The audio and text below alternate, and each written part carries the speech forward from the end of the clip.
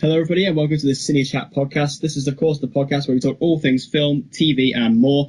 And I am your host, Declan McKinney. Also joining me is my co-host, Nick White. Hi, Declan. How you doing? I'm doing well. Today, we're going to be talking about loads of different things. We've got a couple of reviews for the movies of American Made and also the Hitman's Bodyguard. Also, plenty of news as per usual, and our usual Netflix section. So we'll start off with the new Tom Cruise movie, American Made. So, Nick, overall thoughts on American Made? Yeah, so I think when the trailer first came out for that film, it looked awesome. I don't think I'm going to be alone thinking that. The trailer blew me away. Yeah, and I know when I first saw the trailer I can't remember what film I was watching, but I thought, this looks like it's going to be awesome. And yeah, it was fun. It was a fun movie. I enjoyed it, but I just think I overhyped it too much in my mind. Yeah, I'm exactly the same. I saw the trailer online when it first came out, and I was just like, I am so excited for this film. It just looked brilliant. I was really excited for it as well because it was kind of Tom Cruise going back to more traditional film roles instead of doing all out action. It's just more kind of, because I have a huge soft spot in my heart for like films like Cocktail and Risky Business. Yeah. I love movies like that, and I thought this is kind of going back to that. And I thought the trailer looked amazing, but yeah, I think the film's very good. I think it is good, but it doesn't live up to that trailer. I don't think. No, definitely not. I think it struggled with pacing a lot. Yeah, definitely. Because there were some parts where he was sort of filming a log, wasn't he? And he was coming back to it at points throughout the film. I'm almost certain that it said something like, wherever they were supposed to be in 82, and then it showed him filming one of the vlogs back from like 86, and I'm like, what? It's like flitting back and forth between the future and the present. I'm just like, this is confusing. And I mean, I kind of understand that it was done in a documentary style, so they kind of got away with it. But in terms of like actual pacing, in terms of some of the scenes, they sort of ended abruptly, and it was like, this is weird. Yeah, that started to annoy me at points where you have like certain scenes and then they just cut off, and it feels like they don't finish that scene properly. Yeah, they don't pay off.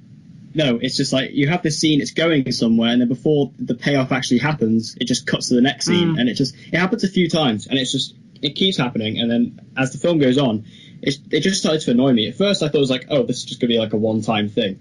But it's not. It keeps happening, and I don't know why. I can't tell if that was a deliberate decision because it's done that many times. I can't tell if that was deliberate or if it's just a genuine mistake. I can't tell. Yeah. But either way, it's not good. Yeah, it's a very interesting choice, really, because I mean the film was fun, and you can obviously tell that Tom Cruise was sort of relishing a role like that. Tom Cruise he does carry the film, to be fair to him. He really does. He's such a good actor, like a proper movie star. And this is the type of film where Tom Cruise, he just smiles the entire way through it, and it just makes you smile when you look at him. He's so charismatic. He's got the amount of charisma that guy has. It's just unparalleled. But it's like what you're saying about him being a movie star.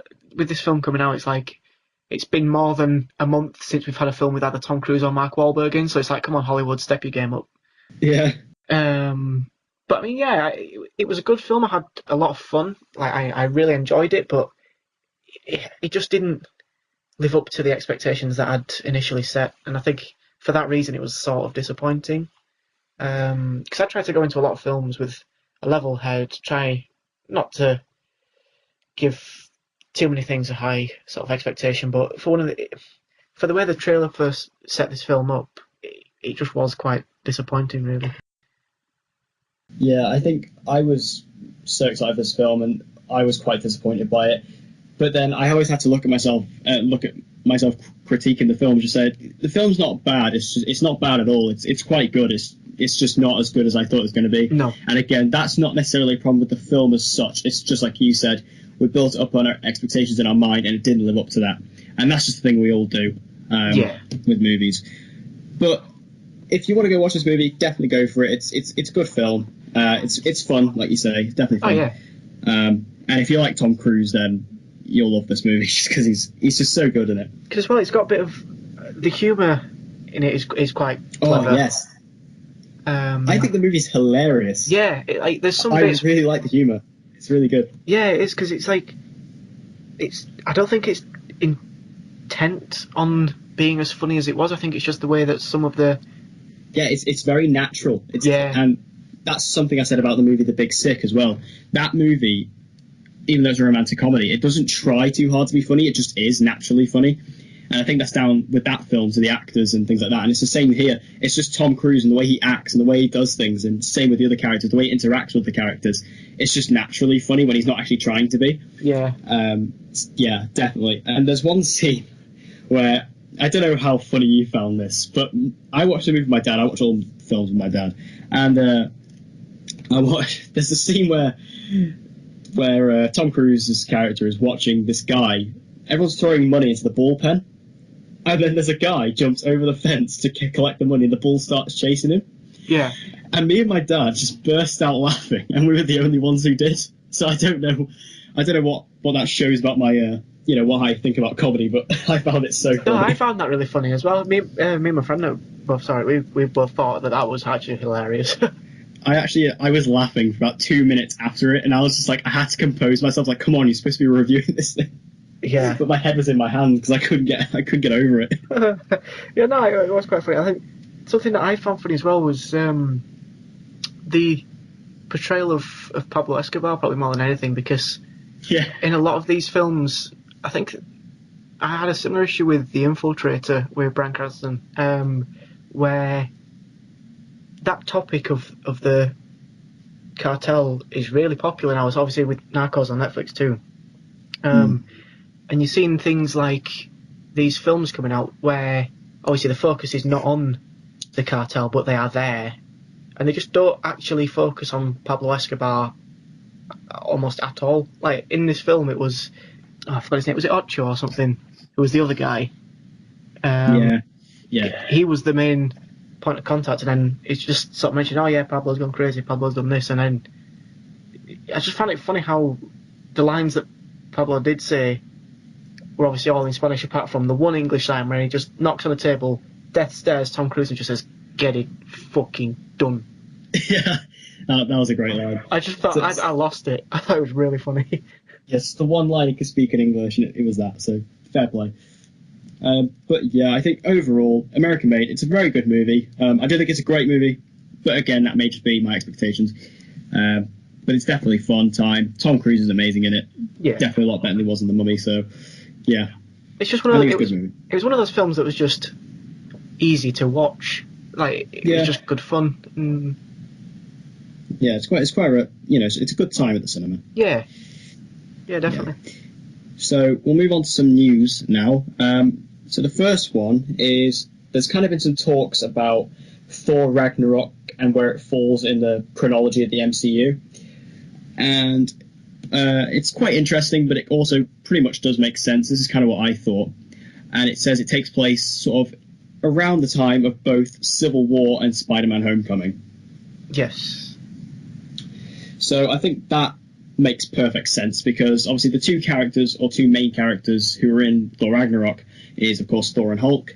And which two characters were not in Civil War? Thor and Hulk. So that's just, you didn't really need this to really figure it out. It's just you can put the pieces together, really. Yeah, I think it's going to be nice that they're going to Spider-Man as well. So yeah, it's going to be nice that they're going to tie up the loose ends and actually explain where they have been as to why they weren't in Civil War as well.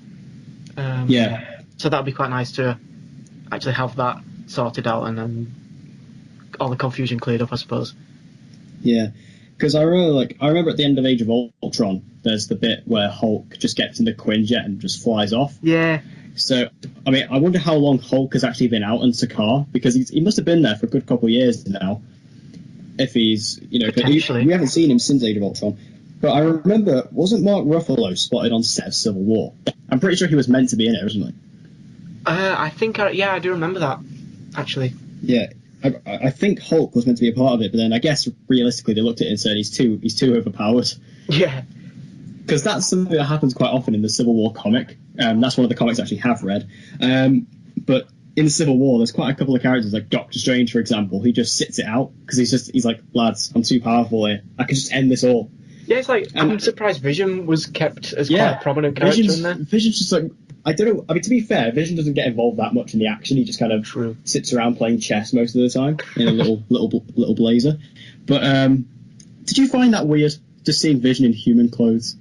Yeah, when he's just wearing his shirt and jumper and trousers. Yeah, he's still it's really weird.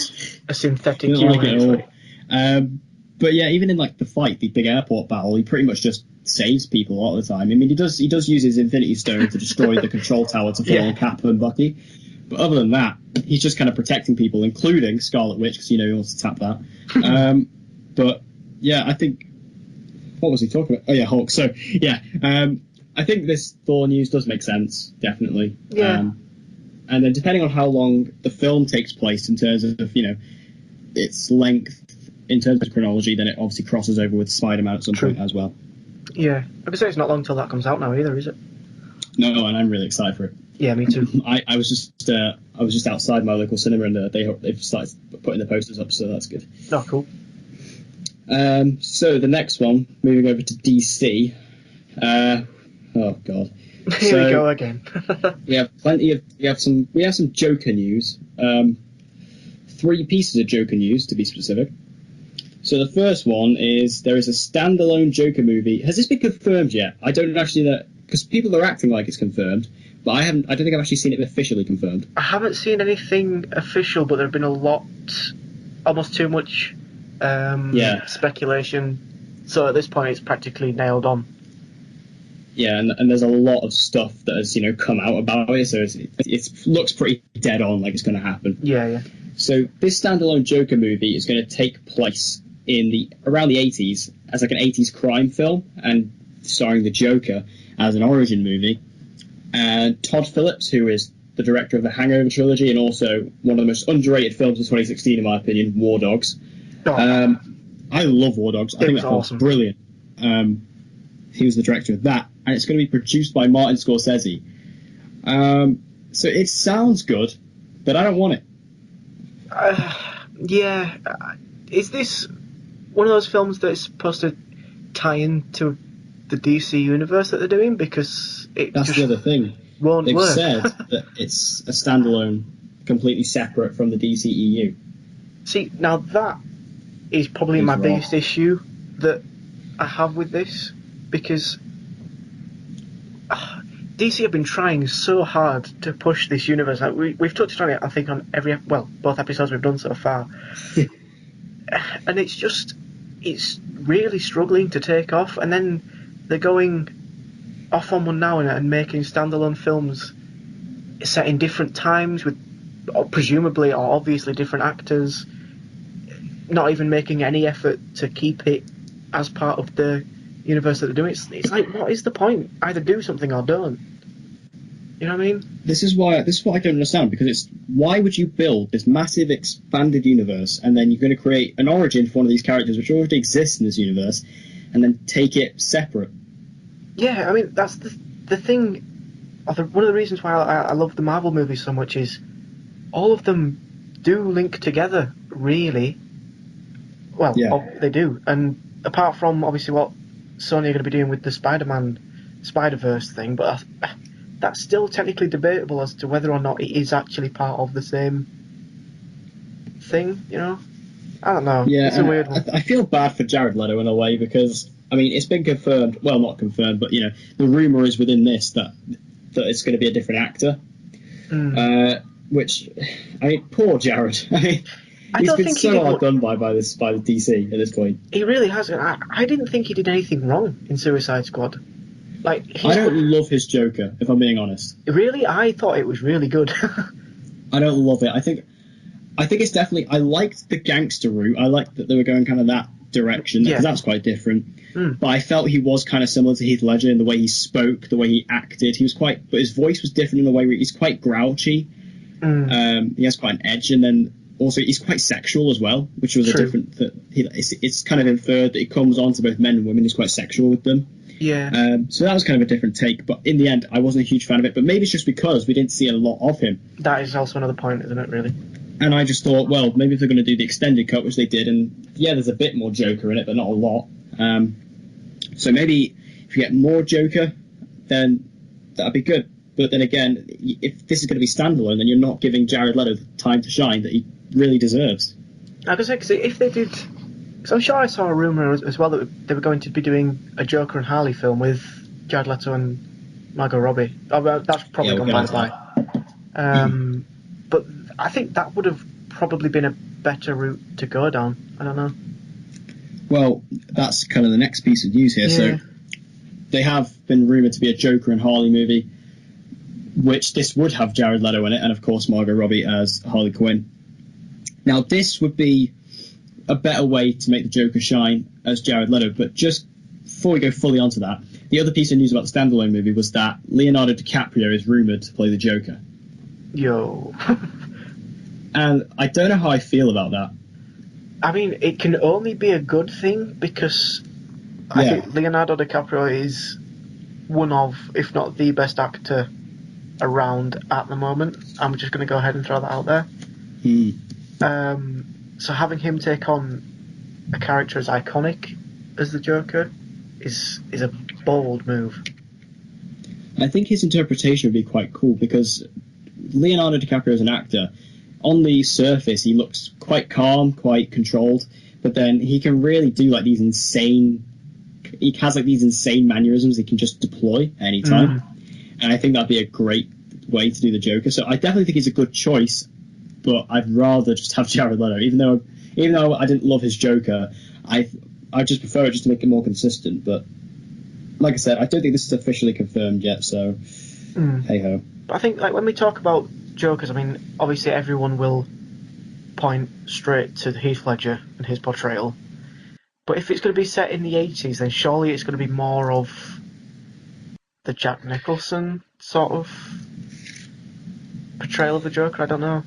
Well, this is a point people have brought up before. We already have a Joker origin movie set in the 80s. It's called Batman. Yeah. I mean, that movie told the origin of the Joker. I mean, this is also my big problem. I don't want to know the origin of the Joker. That's the point. Like, the whole point of the Joker is he doesn't really have an official origin. True. Like, I don't want to know it. So, yeah. So that's my biggest problem with the movie. I don't want to see an origin for the Joker. Yeah.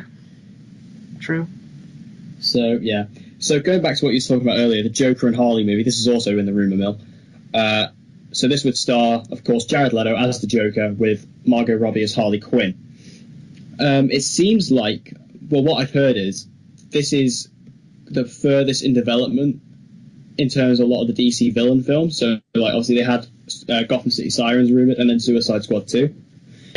But apparently this one is further along the way. So, but I guess it is the most marketable of the three. Yes.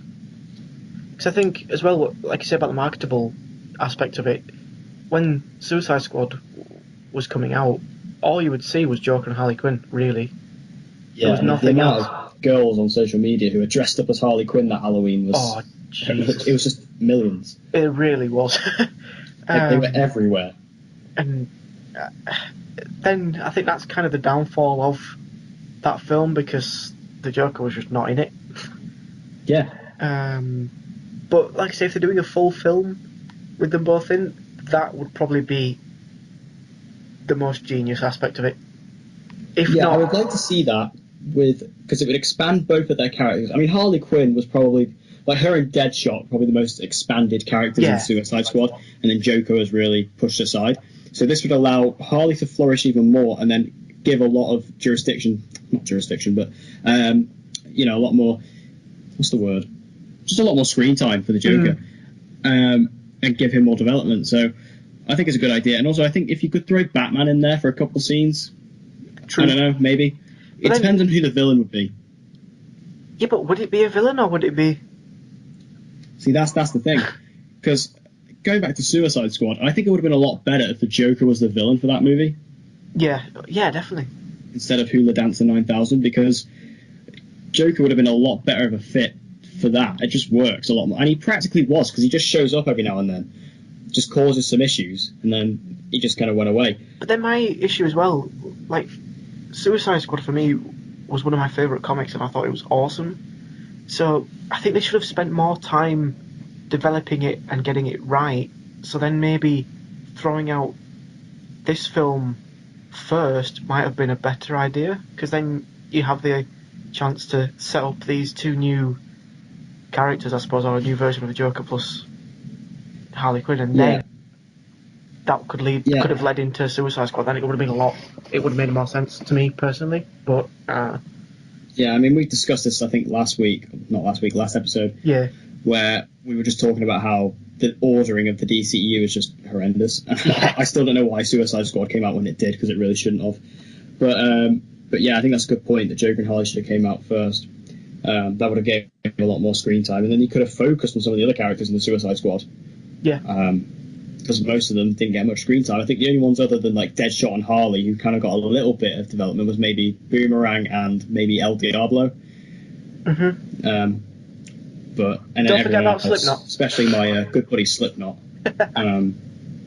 best character in the movie. I still can't get over that. Every time we mention it, it just makes me laugh because it's just. I love him. I think he's brilliant.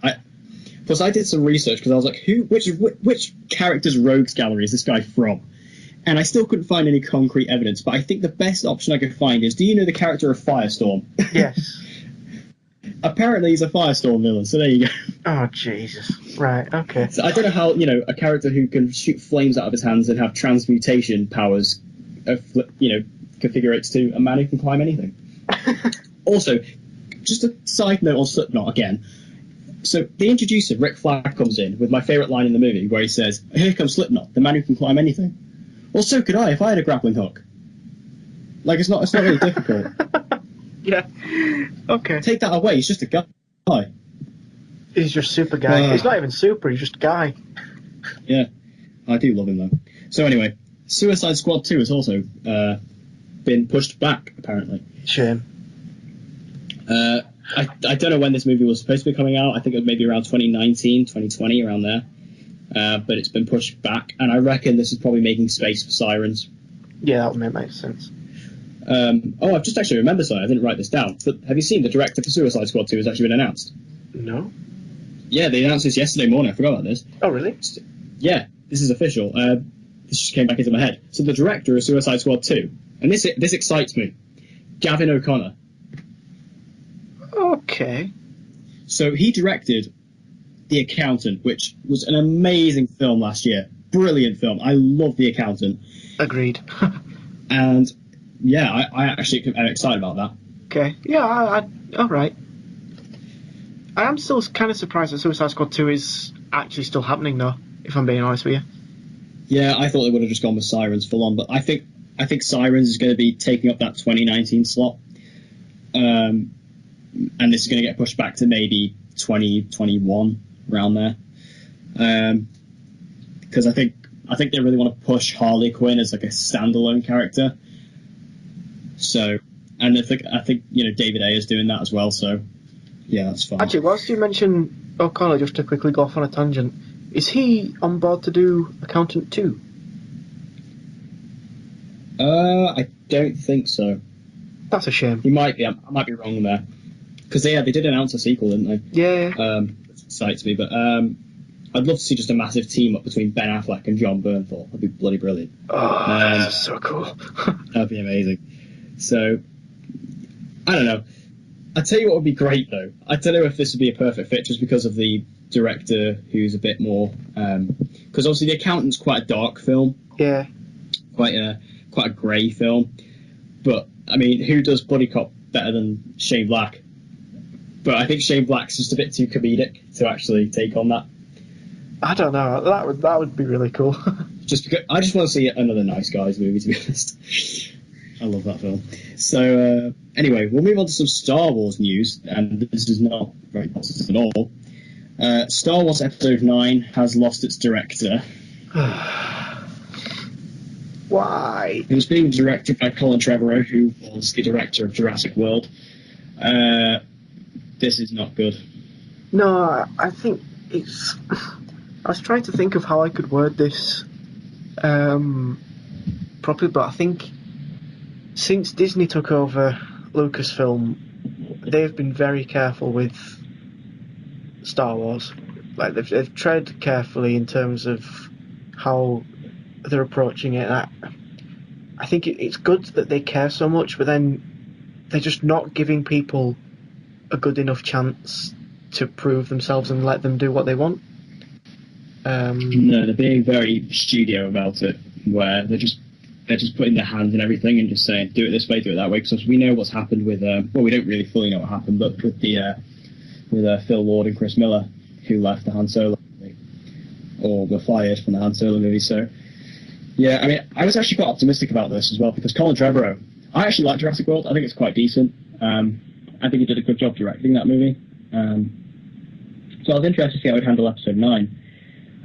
But I guess we can't have a full judgment on this until we see who does get brought on. Yeah, I would say I don't think it'll be long, because they'll obviously will have had a shortlist to begin with. So I think we'll get some news within the next. I have heard a lot of rumours that they might just go with Rian Johnson again, who directed episode 8. Really?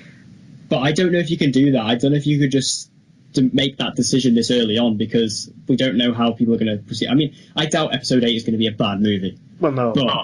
But you know, people might not like the directing style of Rian Johnson, so you can't. It's like, for example, going back to DC with Wonder Woman. Before they announced Patty Jenkins coming back for Wonder Woman 2, they waited until Wonder Woman came out for a bit, and obviously everyone loved Wonder Woman. Everyone loved Patty Jenkins directing it. So, yeah, because there was also a lot of rumours, I think, early on that Justice League 2 was going to be directed by Patty Jenkins, but I was just like, they're not going to do that. They won't announce that yet. No. They wouldn't want to make that decision. That's too risky to do that.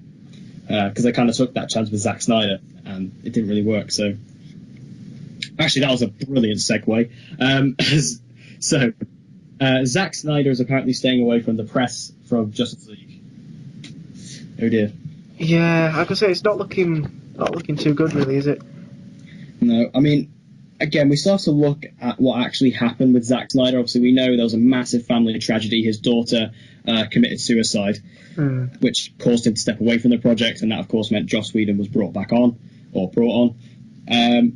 So I don't know why he's staying away from it. Maybe it's just because he feels he wants to give Joss more attention, or he just feels he wants to stay away from the whole thing entirely. I don't know. Or maybe he just doesn't want to handle everything after, people... Because people still are not a huge fan of Zack Snyder after Batman vs. Superman. See, I was just going to make that same point. Like, obviously, it's awful what happened, but I just don't like his involvement with what he's done with DC so far. So maybe him stepping away just to have a look to see how the reception to Justice League is going to be, that might, I don't know, make him change his approach if he's going to be on board with anything else in the future. I don't know. I doubt he will, to be honest. I mean, it depends on how Justice League's received as well, but then again, I think Joss Whedon has changed a lot of it. So, yeah, it sounds like he's done a lot, hasn't he? Yeah, plus that, to be honest, I don't really blame him. I think he's a really talented director, and he directed the 2 biggest superhero movies of all time, so I think which are basically the Marvel equivalent to Justice League. So I think him, redoing a lot of it, it's just him trying to make a better movie. Whether it's enough to save it, I don't know. I still don't know how I feel about Justice League. I'm so 50-50 on it. Yeah, I'm exactly the same. I think the last trailer, the Comic-Con trailer, was absolutely fantastic. I really like the last trailer, but it's just, I have Batman vs. Superman in the back of my mind, and I'm just like, See, because that's where, if you look at it on a weighing scale, you've got Batman vs Superman and Suicide Squad on one side, then you've got Wonder Woman on the other, and then it's just seeing if Justice League can balance them out, or if it will weigh more towards how good Wonder Woman was, or if it's going to end up joining the pile of garbage that were the other two. I reckon it will make a lot of money. Bound to make a lot of money. Especially after Wonder Woman. Wonder Woman stole the summer, and especially if Wonder Woman, I imagine Joss Whedon has made Wonder Woman a lot more of a prominent character. I could see that happening for 2 reasons. One, Wonder Woman was a massively successful movie, and everyone loves her. Second, Joss Whedon is a huge supporter of, strong lead female characters. So, plus he was going to do a Wonder Woman movie many years ago. So I could definitely see Wonder Woman maybe being pushed up to a lead role, kind of what Batman would be, kind of on par with Batman. So, yeah. There's a lot of the photos, actually. If you've seen some of the early photos, there seems to be like a new trinity. It seems to be Batman, Wonder Woman, and the Flash. So, again, I think Wonder Woman's just being pushed up massively. Yeah, I think they kind of might have teased that at the end of Wonder Woman as well. Yeah. With obviously her going back to Bruce Wayne with the response and that kind of thing. So I don't know. It'd be interesting to see how it comes out anyway, I suppose. Yeah. I mean, I'm mostly excited just because I want to see The Flash. I love The Flash. I think he's brilliant. Plus, the trailer really excites me. I don't know if I've mentioned this before, but it's basically been confirmed that Reverse Flash exists in this universe, so whether we'll actually see Reverse Flash or like a yellow streak or something, I don't know. I don't know. We'll see. I just love The Flash, and I will watch it for The Flash. So, final bit of news. The movie It, which is of course about Killer Clowns, which, I'm all about, had a huge opening. Massive. Yeah. And to be honest, this doesn't surprise me. This had quite a lot of build-up. Everyone was pretty excited about it. Yeah. I'm very excited about it, although I'm not actually watching it until Halloween night. So. Oh, really? Yeah. My friends, I had a conversation with my friends earlier today, and they all said, "Oh, we'll all go watch it on Halloween." I was like, "Okay." I'll wait a few extra weeks. But you see, it's really funny because I was driving into. I live in Leeds. I was driving into Leeds earlier, and there was just one street sign in the middle of nowhere with a red balloon attached to it. And I was just like, that is amazing. Whoever did that is my hero. Well, there's loads of, I think it's either in like America or Australia, people are attaching red balloons to grates on the ground, road grates. And actually, I swear to God, this is not a lie, but my friend watched it yesterday, and he sent me a picture where, this was actual physical evidence. He was inside of the cinema, and somebody walked in dressed as a clown with a red balloon. No. I really wanted to, what a legend. What a guy. I mean, I don't know if he got arrested afterwards, because I'm pretty sure that's a felony these days, but... Yeah, I can say it's questionable nowadays, isn't it? But that's amazing. Yeah, I wish I was there. And I wish I could see this movie sooner, but my friends will want to watch it on Halloween, so I'll watch it with them. No, that'd be cool. So, yeah, if you're from my channel watching this, the review is going to be a bit late, but it will come. So, its big opening, like I say, I don't think it was a surprise at all. No. And it definitely looks to me the best adaptation of any Stephen King novel out there. Yeah, I mean, easily. I think the first one was pretty cool, but this just looks a bit better. I don't know. It looks a lot better, really. I'm excited to see where they go next as well, because obviously we know. I don't know if they'll wait 27 years again to do the next one, or if they'll wait a couple years and then just in the story it's 27. Just because I imagine these days you don't really fancy waiting that long, especially if this movie's doing as well as it is. Yeah, exactly. They definitely won't leave it another 27 years, because who's got the patience? Hollywood's not about patience. Hollywood's about money, innit? Yeah. Plus, I imagine they're thinking of loads of acting choices for who can play the older versions of the kids. True. Of the Losers Club. So yeah. So we'll go on to that was the news. There wasn't much news this week, not a lot, but we've got another review now for the Hitman's Bodyguard. Yeah. Woo. I quite liked it. It was pretty good. I enjoyed it. I know when we previewed this last time, we were looking forward to seeing how the dynamic of Ryan Reynolds and Samuel L. Jackson would pay off, and I think it paid off perfectly. Yeah, I think it's definitely the best part of the movie. Yeah, definitely. I think it's one of those stories where it was written around the fact that they were going to cast those two. Yeah. Because you can't see them two playing, or any other actors playing those roles, I should say. No, definitely not. I think potentially I could see maybe obviously I'm not saying that, but like Seth Rogen and James Franco, it seems like a kind of film that they would do, because it's not supposed to be a serious spy film, or not spy film, serious action film. It was just a good fun laugh, really. Yeah, because the movie doesn't really focus on the action, because the action's nothing spectacular. It's pretty bare bones. But the movie isn't focusing on that. The movie focuses on the two leads. Yes. And going back to what you said about Seth Rogen and James Franco, I think I agree with that.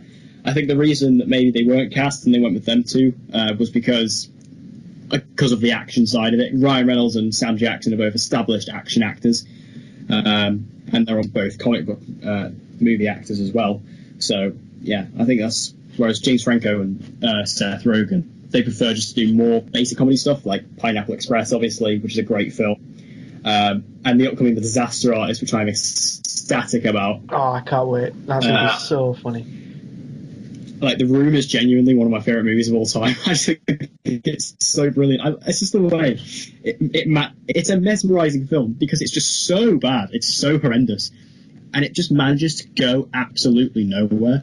But anyway, enough about The Room. I could talk for like 5 hours about The Room. I honestly could. So The Hitman's Bodyguard. Yeah, I think the two lead actors definitely carry the film. Without them, the film wouldn't be anywhere near as good as it was. No, I don't think so. But again, it was just another film that was just an easy watch. Yeah. Don't think it's done spectacularly at the box office. No, it's because I'm pretty sure it's the lowest like Labor Day weekend in the years. It's a shame really because it has a lot of potential, or it had a lot of potential. And also, I forgot that Elodie Young was in it as well for a minute, so that was. I thought she brought a good sort of dynamic to it because she was the one that brought them both together, and I actually rate her as well. Sorry? I forgot how good looking she was. Like, yeah. And then it's like 2 days after I watched it, The Defenders came out, and that was all good. So, but yeah, I think she was really good in it. Yeah. And I've got to say, there's not really that much to talk about because it was just a good film. It was a good laugh. It's one I'd quite happily watch it again.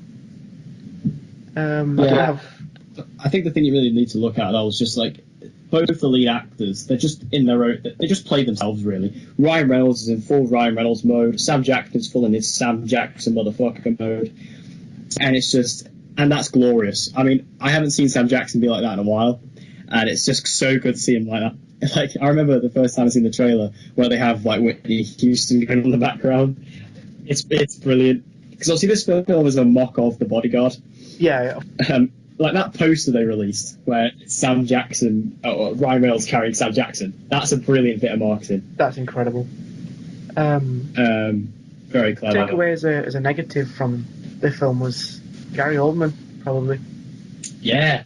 Because very generic. Yeah, he's a fantastic actor and he's established as God knows what, but his character was just shit, really. Very generic, very evil because of power hungry, and he just put on a rubbish accent. Really, it's just, yeah. Yeah, I mean, I don't find he was just evil because he was. Yeah, literally. I don't know. I mean, he was supposed to be like this dictator who was kind of taken from his throne in like kind of like this communist society, and then he wanted it back. And then, the key to the movie was Samuel L. Jackson because he needed to testify against him. But I think it's just very generic and just quite boring, to be honest. Quite boring villain. Yeah, I think that's a shame. But then again, the story wasn't that deep, so it didn't really matter because the emphasis was on the comedy and Ryan Reynolds and Samuel Jackson bouncing off each other. So I think they kind of got away with it in some respect. But yeah, I mean, I think he served his purpose as well, so that's fine.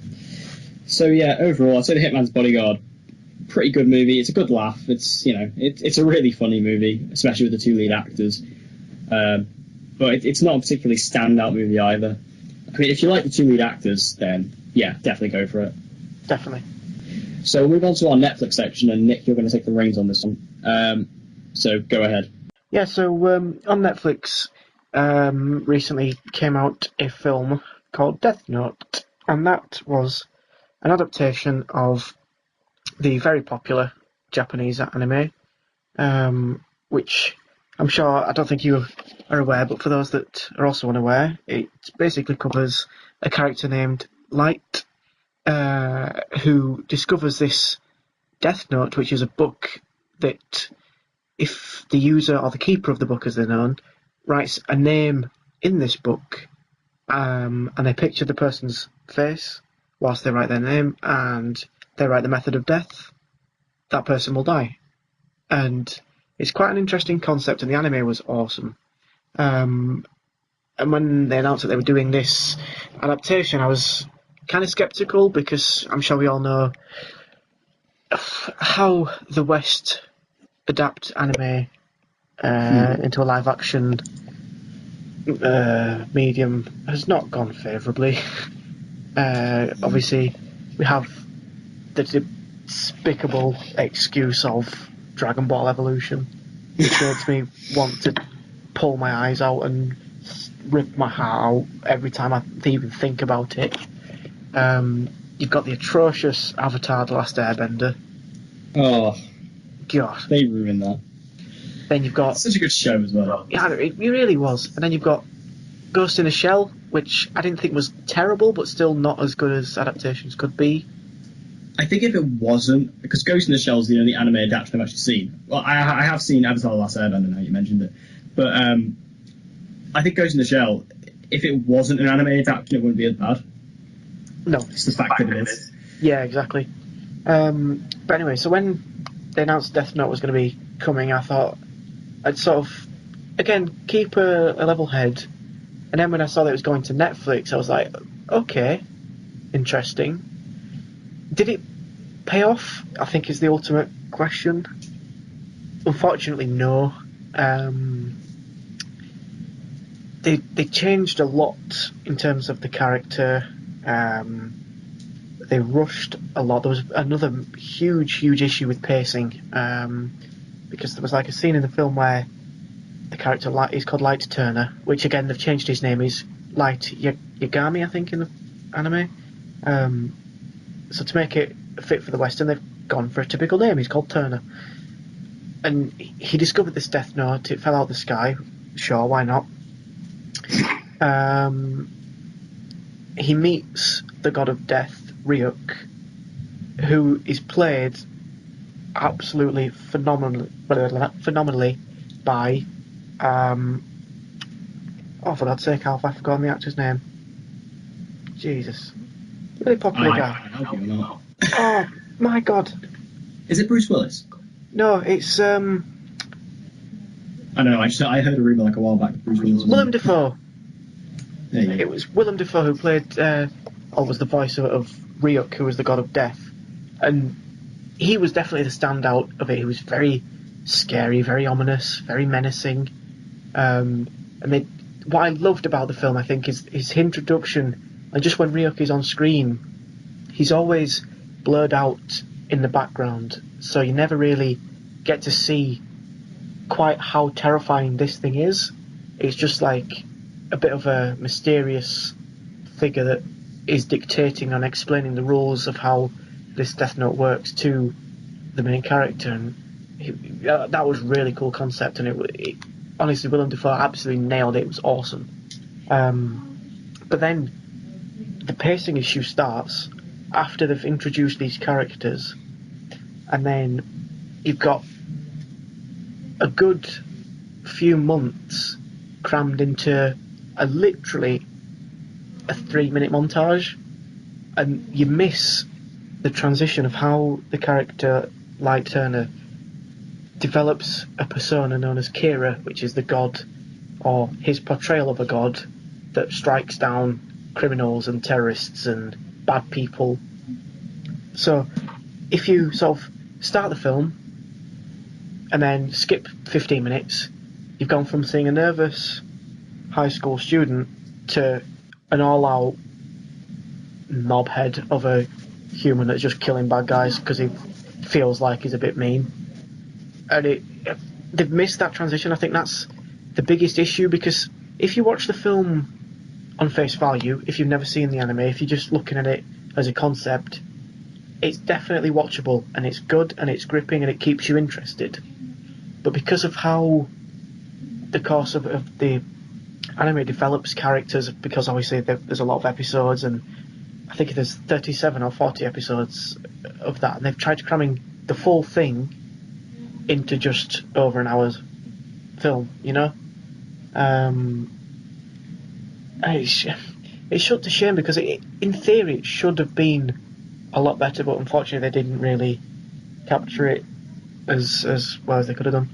And the soundtrack as well was very interesting. They went for more 80s soft rock, which is cool. The songs are awesome, but it just doesn't fit. It's a shame. It really is.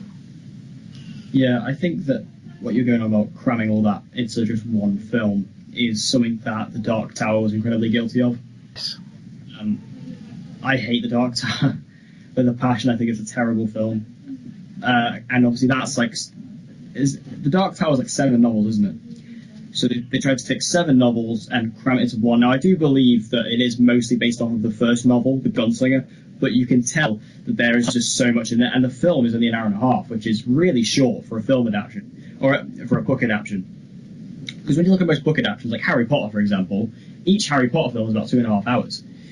And that's just for one book. And even like the last Harry Potter book, they split into 2 films. So, which are both 2.5 hours each. So that's basically a 5-hour film for one book. So if Death Note is taking 40 episodes odd and putting that into one film, which is just over an hour, doesn't sound good.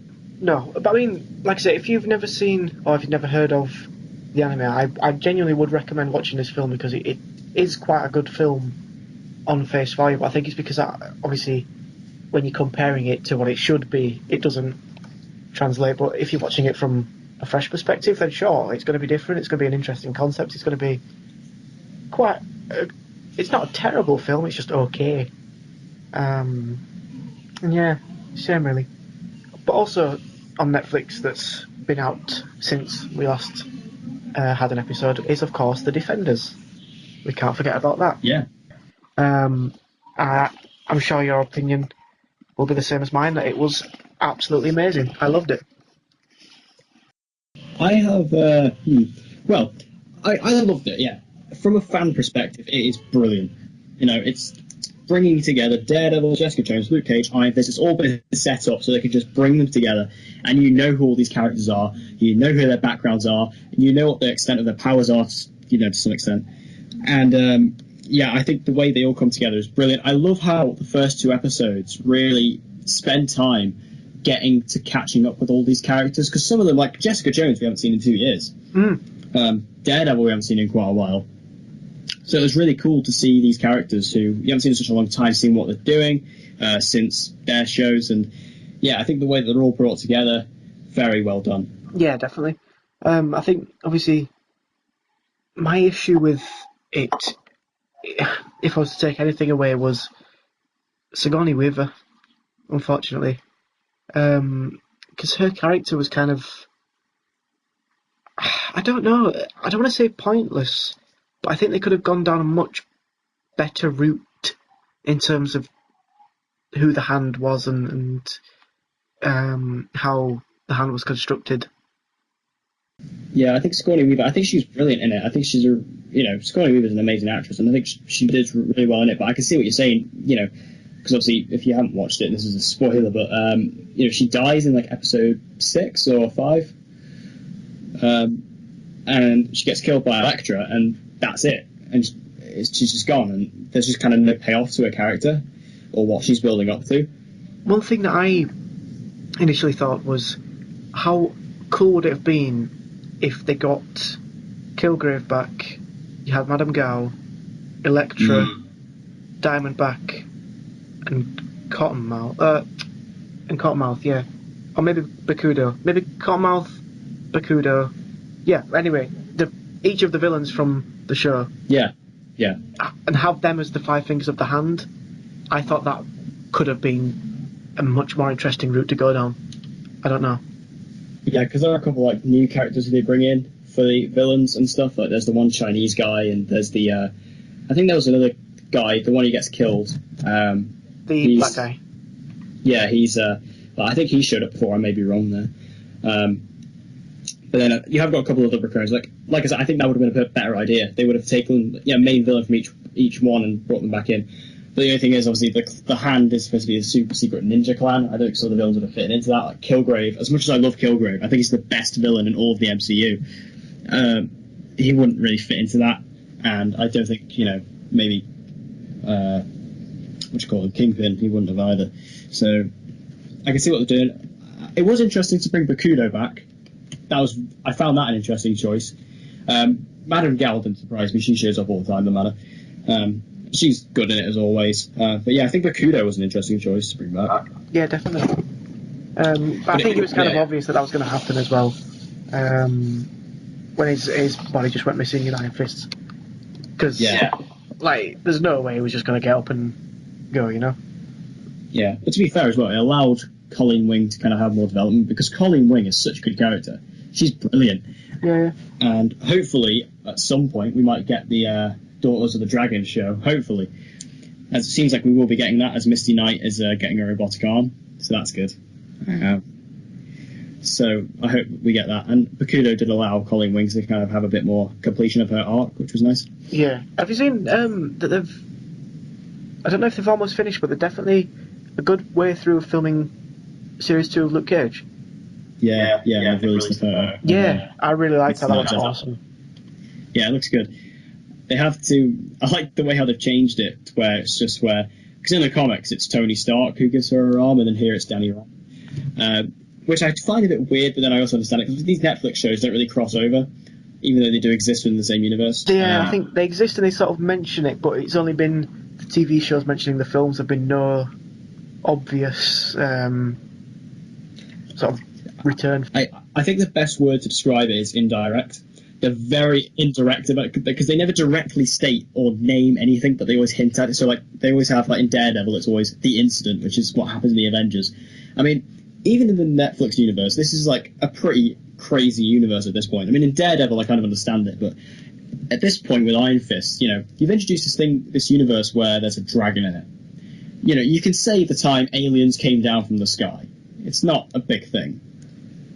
True. And also, in Iron Fist, there's a scene where I think it's Danny, Joy, and Ward are talking to this other businessman in the office, and he says, "Big green monster." Yeah. Just say the Hulk, or in Daredevil, they say a guy with a hammer. Just say Thor. It's not.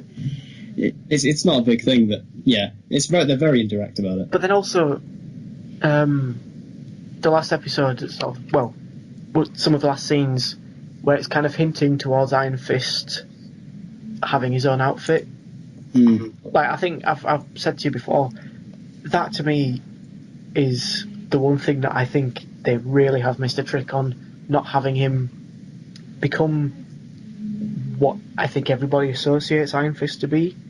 I appreciate with Daredevil, in the first series, it was sort of his backstory, it was his coming of age, it was him becoming this Daredevil, the Devil of Hell's Kitchen, and then he eventually got his own suit in the end. And that's clearly what they're trying to do with Iron Fist, but I think they've kind of left it too long to have him run around as the Iron Fist. If you know what I mean. It's kind of annoying, because in the Defenders, the last shot you see of Danny Rand is him kind of sitting on a rooftop, and it kind of shows his new costume, but you don't really see it. There's not much light on it. No. But it seems like they are going the new tracksuit design, which would be a lot more fitting to this Netflix universe. But Daredevil's got a full-on costume. I'm pretty sure you could give him his Iron Fist costume. Because I had a theory as well. I don't know why I thought this, but when I was watching the Defenders, I thought, is Stick that... Because you kind of get... Because I was thinking, was Stick the Iron Fist at one point? And was he the guy in the 40s footage with the costume? And is he going to give it to Danny by the end? I had this weird theory in my head. I know exactly what you mean. I know exactly what you mean, especially when he's handcuffed to the... I don't know, it was just like a railing, wasn't it? Post, yeah. And then he cuts his hand off. But he's just not even arsed that he had to do that. Yeah. See, at that point, that made me... I didn't really connect the dots until you said it, but then it does actually make sense, because if he was the Iron Fist at some point, surely he must still be able to do something. So maybe he was able to just cut his hand off whilst he had the Iron Fist going, so he didn't feel any pain or something. I don't know. Yeah, because I think it's around the right age. I mean, even if he's not, you can change things. But and that costume was the perfect looking costume. I mean, it was in black and white. You can see the colours. But imagine they just gave that to Danny. It would have been great. And I think Finn Jones, I think he said the other day that he's pretty positive Danny Rand's going to get his costume. Now, whether that means the tracksuit thing he was wearing in the end of the Defenders, or proper definitive Iron Fist costume. We don't know, but I hope he gets it. I hope he does. Plus, also, I'm very optimistic for Iron Fist Season 2 because I'm probably one of the Season 1, no pun intended, but because I think Iron Fist is actually pretty good. I think it's pretty decent. Yeah, I enjoy it. But the biggest problem with that was Scott Buck. And he's not the showrunner of Season 2 anymore, so we should be fine. Yeah, I think they had to rush a lot of Iron Fist just so that it could get out on time, so that it would then give it enough space between that and the Defenders.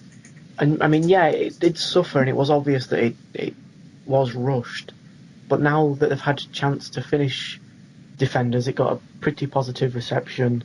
They've got more time to sit down and do Iron Fist properly second time around. It's only going to be better. It really is. It just proves that, when in the right hands, it can be done well, because everyone was pretty positive about Danny Rand in the Defenders. Everyone pretty much, he was still kind of a whiny character, but it seems like that's what they're trying to write him to be now. It seems like they're kind of just setting that up, because even everyone just calls him out on it in the show. Like, I love how Stick just calls him a thundering dumbass. I think that's just a brilliant line. Yeah. My friend keeps calling me that. But it's just, I love how the characters just call him out on about he's just like this whiny guy, and he's just like this way too optimistic and just weird character. Everyone's just like, yeah, you're a freak, man. And I love the fact that I don't know if that's intentional or if they're just saying, oh well, everyone was saying this, so we'll just make it like one of the clever ones. But yeah, I think he was a lot more better received. And but the thing is that I do have a problem with Iron Fist in the sense, not the show, but the character. We still don't really know how he got his powers. Obviously we know he, fought the dragon, but we haven't seen this dragon. I really need to see this dragon. I want to see this. I want to see him actually gain the Iron Fist, and it's not really there. But anyway, that's fine.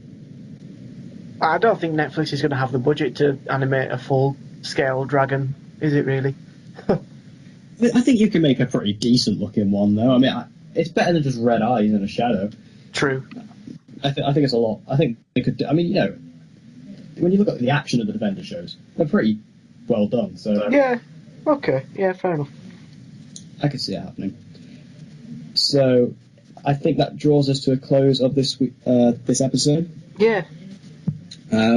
So thank you guys for listening. We hope you enjoyed it. If you have any viewer topic questions, because we forgot to ask these last week, and that's why there's none this week, or this episode. I keep saying this week, but we're not that consistent.